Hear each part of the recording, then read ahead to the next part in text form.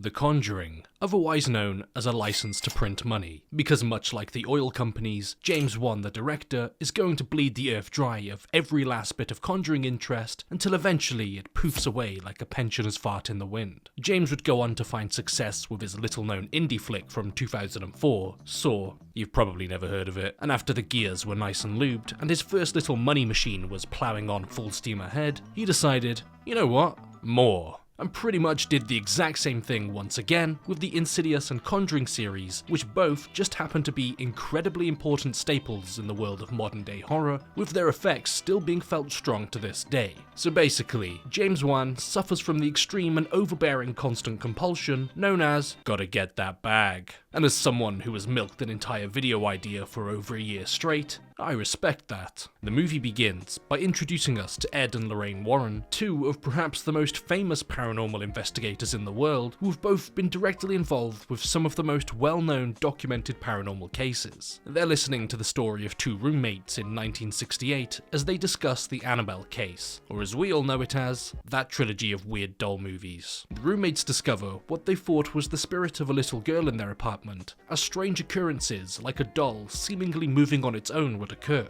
So they did the reasonable and smart thing that I'm sure anyone would do in a situation and burn the house down. Nah, they let it inhabit the doll's body, and surprise surprise, shit gets spooky at an astronomical pace, as she actually does act surprisingly similar to a real small child, trashing the house and drawing all over the walls like one of those little ankle biters. The Warrens tell the roommates that it was never a little girl spirit, but instead a demonic spirit that tricked them into being allowed into their lives, as they're now doomed to an eternity of messy living rooms unless the Warrens deal with it. Not only is the intro to this movie a way to subliminally prepare you for the Annabelle trilogy that was probably already in the works back then, but it's also introducing you to Ed and Lorraine Warren. Lorraine, an incredibly gifted clairvoyant, and Ed, the only non-ordained demonologist recognized by the Catholic Church, who were both about to play a very pivotal role in the movie, and probably all of the Conjuring and Conjuring adjacent movies for that fact. They're like the Avengers of the Conjuring world, because what are you supposed to do against a malevolent spirit who insists on constantly messing up your nice living room? Politely ask it to leave?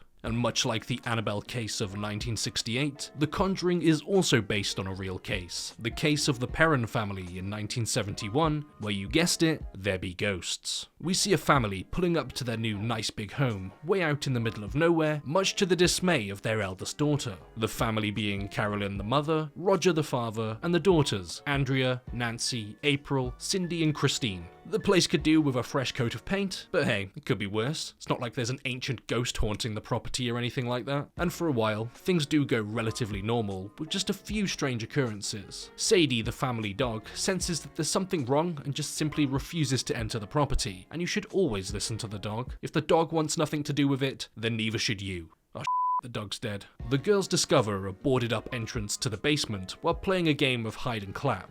A game that I actually would have loved as a kid, and I can't believe that I never thought of. But more importantly, I don't think that was boarded up to prevent a draft. More like to prevent demonic possession and the slow and excruciating death of everybody in the house. Carolyn begins waking up with random bruises on her body, rightfully concerned as neither she nor Roger appear to be into that kind of thing, and strangely all of the clocks seem to stop at 7 minutes past 3 in the morning. But right now, things seem to be fairly tame. But similarly to my lactose intolerant self after eating cheese, it won't be long until all hell is set loose. Things steadily begin to escalate, as one night while Christine is sleeping in her bed, something tugs on her leg, and in a barely awake state, she tells her sister Nancy to knock it off, but Nancy's in her own bed. Roger wakes up at his desk to the sound of TV static and strange creaks coming from the house, to then be alerted to the sound of Cindy sleepwalking and banging her head against the closet in Andrea's room. The next day as Roger heads off to work, and the older kids catch the bus to school, that leaves Carolyn and her youngest April at home alone. But while home alone, instead of fending off incompetent burglars with various murder traps that would certainly kill a man,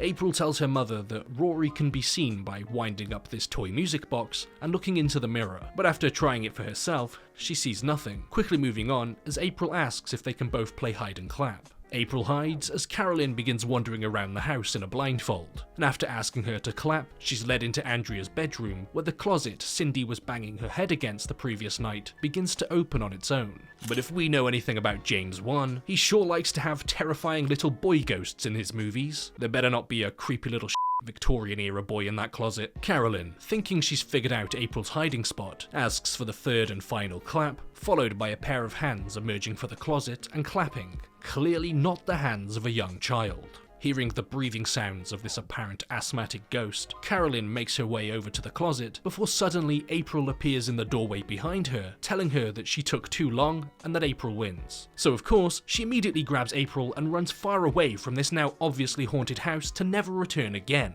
And by that I mean, she pretends it never happened and just continues on with her life as if everything's normal, which is just a little bit weird. If your mind doesn't go to ghosts, then surely you'd think that there's someone else in the house who definitely shouldn't be there, and therefore you should probably get your children away from there. Later that night, as Christine is in her bed, something once again begins to pull on her leg, before it then violently tugs her, pulling her down to the end of the bed, waking her up and terrifying her. Checking to see if Nancy's secretly been bulking in the gym to pull her with such force, she turns to see her fast asleep, so her next move is to look under the bed. This kid is an amateur. She already slept with her leg outside the sheets, prime for demon grabbing, and now she's gonna look under the bed. She sees the door begin to move and then calls out to Nancy, saying that she can see someone standing there behind the door. And to ease her sister's fears, Nancy walks over there, proving that there's nothing to be worried about, followed by the door violently slamming and the sound of the girl's screams. And as the parents come running, Christine says that it talked to her and that it said it wants her family dead. You know, a very ominous and open to interpretation message that I'm sure you can just completely disregard. Roger's not always about, as he's a truck driver who routinely works long and late shifts, so the next evening without him there, Carolyn's folding laundry late at night while all of the girls are asleep, when suddenly she hears their giggles and the sound of them playing hide and clap. Grabbing the belt to teach these disobedient kids a lesson, she walks into all of their rooms to find them all sound asleep. Suddenly, there's a loud crashing sound as all of the family pictures are sent flying off the walls, and once again, she hears the sound of a little girl's giggle, followed by another clap. And as the basement door seemingly opens on its own, followed by someone pushing the keys of the piano that's down there, she doesn't, 1, immediately call the police to report the little girl intruder who's knocking down pictures off the walls and playing her piano, and 2, burn it all down and start again somewhere else. Instead, knowing that all of her girls are asleep upstairs and that her husband isn't here, she goes down into the basement alone to investigate, followed by the door slamming shut in her face, sending her flying down the stairs, a ball being thrown from behind the furniture, the light bulb exploding, and the definitely not little girl hands appearing from behind to clap right next to her. Somehow not hearing, or simply disregarding her mother's constant screams for help, she wakes up to see Cindy once again banging her head on the closet door. So using the technique that she saw her father use, she gently walks Cindy back to her own bed for the night. But as she does, the closet door begins knocking again. She opens the door to see nothing, but Cindy sits up in bed to very much see something. A demonic looking woman on the top of the closet who pounces down onto Andrea. Roger, returning just in time, hears all of the screaming and sprints into the house. He opens the basement door and runs up to Andrea's room, but when he gets there, it's just her and Cindy. Much like how the roommates in the beginning of the movie invited that spirit into their home, it appears that this family let something out of the basement and into their home, a home they should very quickly make not theirs. I don't know about you, but I'm not too keen on the idea of having a demonic-ass demon lady for a roommate who likes to hang out on top of closets. That's just weird. It then cuts to the Warrens giving a lecture at a local university as they're talking about the 3 stages of demonic activity, giving the viewer the insight to understand what stage the parents are at: infestation, oppression, and possession. And as far as I can tell, it's pretty oppressive right now. After the lecture, Carolyn approaches the pair and manages to convince them to come by her home. And when they do arrive, upon meeting the children, Lorraine displays a visible face of disgust because, ew, children, that's gross. They explain to the Warrens the strange and unexplained incidents that repeat every night, like the constant banging of doors, birds flying into the house, the clock stopping, and the smell of rotting flesh that seems to move around the house. Although I think that one's just down to one of them having IBS. Upon investigating the basement, Lorraine can sense that something awful happened here, and that it's not just one spirit that's inhabiting the house, but many. And in that case, they better start chipping in because rent ain't cheap. After talking to April, she takes a look at her toy music box and manages to grab a brief glimpse of the little boy Rory before turning around and seeing nothing at all. At this point, to Lorraine and the viewers, it's pretty obvious that this family is in need of some help. made even more evident as when she walks outside near the pond, she suddenly sees a woman hanging from a large tree, and I don't think the homeowners association are going to approve of that garden decor. The Warrens explain to the family that they believe an exorcism must be performed on the house in order to keep the malevolent spirit at bay, otherwise, even if the parents try to leave, the spirit will just follow them. But in order to be granted permission by the church, they must first gather ample evidence. Upon conducting research of their own, the Warrens discover that the original owner of the house was a suspected witch named Bathsheba, who sacrificed her 7-day-old baby in the house and then hung herself in the garden as she proclaimed her love for Satan and cursing anyone who would dare take her land. But how does she know who owns the land? What if the family are renting it from the owner? What if they're just visiting for the summer?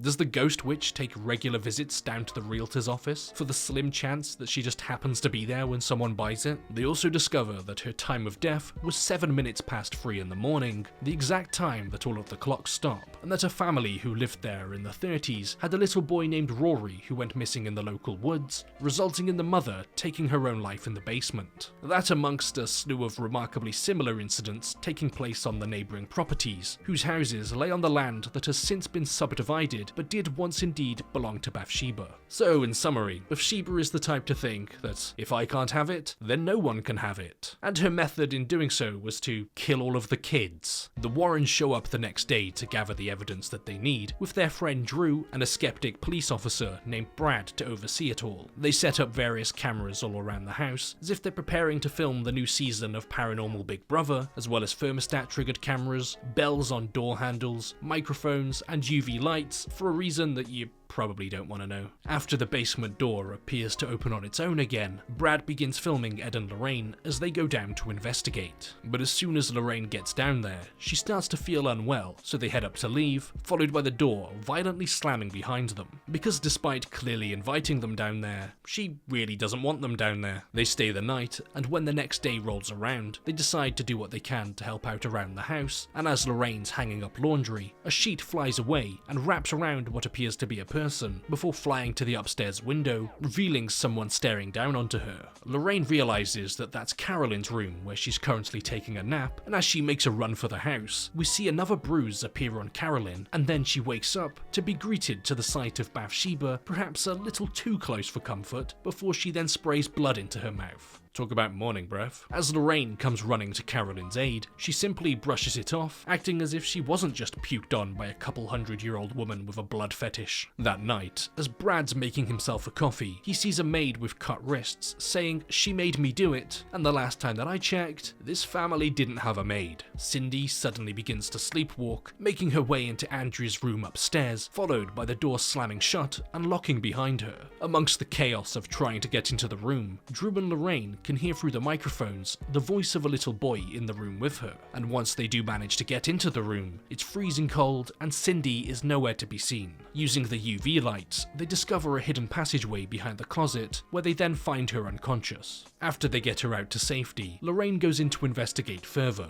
and investigates just a little too hard, as after she discovers a rather ominous noose within the walls of the house, she suddenly plummets through the floorboards until eventually being spat out in the basement. Using the music box that she had with her in the crawl space, she looks around to see if there's anything else down there with her, before suddenly seeing a woman wielding a knife and crying over a dead body, saying just like the maid, "She made me do it." Infestation, oppression, and possession. As long as there's still people living in this house, the cycle will continue, with Bathsheba possessing somebody and killing whoever's closest to them. But has she just tried politely asking them to leave? You know, maybe that had saved her a whole lot of time. Suddenly, Bathsheba's hanging corpse drops in front of her, and it appears that she still hasn't gotten herself an inhaler as she chases Lorraine out of the basement, taking her locket and sounding like me after I've just ran up the stairs. Suddenly, all of the crosses in the house begin to fall over, followed by Nancy being flung around the room because screw this kid in particular. And with all of that being caught on film, amongst the myriad of other pieces of evidence that they've acquired, they're about to leave to get the exorcism approved when suddenly Lorraine can hear who she thinks is her daughter calling out to her from the lake. But it's just an illusion, or perhaps a warning for that matter. The locket that was taken from Lorraine contained a picture of her daughter, and now that the witch has found something close to her, she's going to use it. And that being said, later that night at 7 minutes past 3 in the morning, we see Lorraine's daughter, Judy, in bed with a locket just like her mother's alongside her, when suddenly something tugs on her leg. Either Bathsheba's gained the ability to go wherever she wants willy-nilly, or the connection between both of the lockets allows her to travel between them. Awake, Judy sees her nan fast asleep, so decides to carry on walking downstairs, thinking that perhaps it was her parents. But surprise, little girl, your parents are with some other little girls, leaving you here all alone. She finds the door to the room containing all of the Warrens' supernatural artifacts from previous cases wide open, before the camera pans to the display case where Annabelle is supposed to be, but she's not there. Someone forgot to take the batteries out of her again. A dark entity then enters the house and chases her into another room, and upon turning around, she's confronted by the sight of Bathsheba sitting in a rocking chair while brushing Annabelle's hair. Because yeah, her 7-day-old infant sacrifice really gives off those motherly vibes. Suddenly the doll turns to look at her, and her parents make it home just in time as she's screaming and frantically trying to get through the door, narrowly avoiding a head-on collision with a flying rocking chair. The parents are staying at a motel, despite clearly being told that the entity will follow them wherever they go, and as Drew and Roger return, they learn that Carolyn suddenly got up and left with Christine and April. It's too late. The third stage has begun. Possession. Just like the witch has done countless times before, she possesses the mother to kill the child. After informing the Warrens, they all speed back to the house and can immediately hear screams upon entering. They run down into the basement to see Roger and Drew wrestling with Carolyn as she's attempting to stab Christine, and apparently Bathsheba likes to hit the weights or something because they're really struggling with her. Once they've got her and attempt to drag her from the house, she begins to burn as the spirit won't allow it, quickly followed by her being violently flung right back down into the basement. With her away from the kids, they cover her in a sheet, tie her to a chair, and understanding that they don't have enough time to get a priest out here, Ed decides that he needs to perform the exorcism. He recites Latin and throws holy water all over her, causing the entire room to violently shake all around them, but eventually manages to make her stop by simply telling her to. That was easy. Except it wasn't, because now she's levitating upside down and being dropped on her head.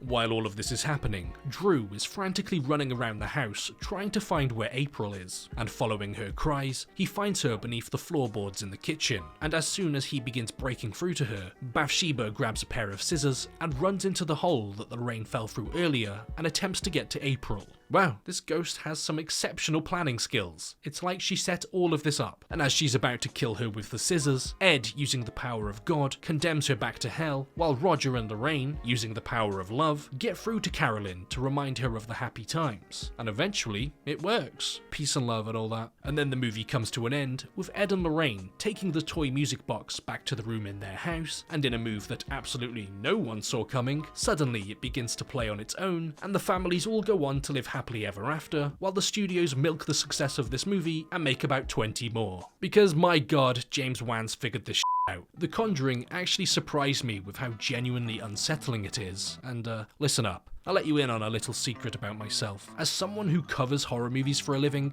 ghost movies are the ones that really get to me. The emergency bowel evacuators, if you will. And my memory of The Conjuring is that it was just a whatever movie that wasn't really all that special and leaned a little too hard into the jump scares. But the thing is, and this is the first, last, and only time you'll hear me say this, I was wrong. There are jump scares. This is a major Hollywood movie, of course there is. But there isn't an over-reliance of them. It's as if the movie already understands that it's doing everything right to get under your skin, and that it doesn't need to use that as a cheap trick. Instead, something that's actually truly earned, with a heart-pounding, bed-wetting build-up. And it's also a pretty important movie in terms of defining some of the best and most influential ghost flicks of this generation. Well, this and Insidious. And now that I think about it, much like The Conjuring, Insidious also seems to be suffering from the disorder of, oh my god, why are there so many of these movies? And before the video comes to an end, I'd like to just give a big shout out to my clothing brand, Morbid Minds. If you like anything that you see on screen now, make sure you head to morbidminds.co.uk to cop yourself a cool hoodie or t-shirt, and make sure to stay tuned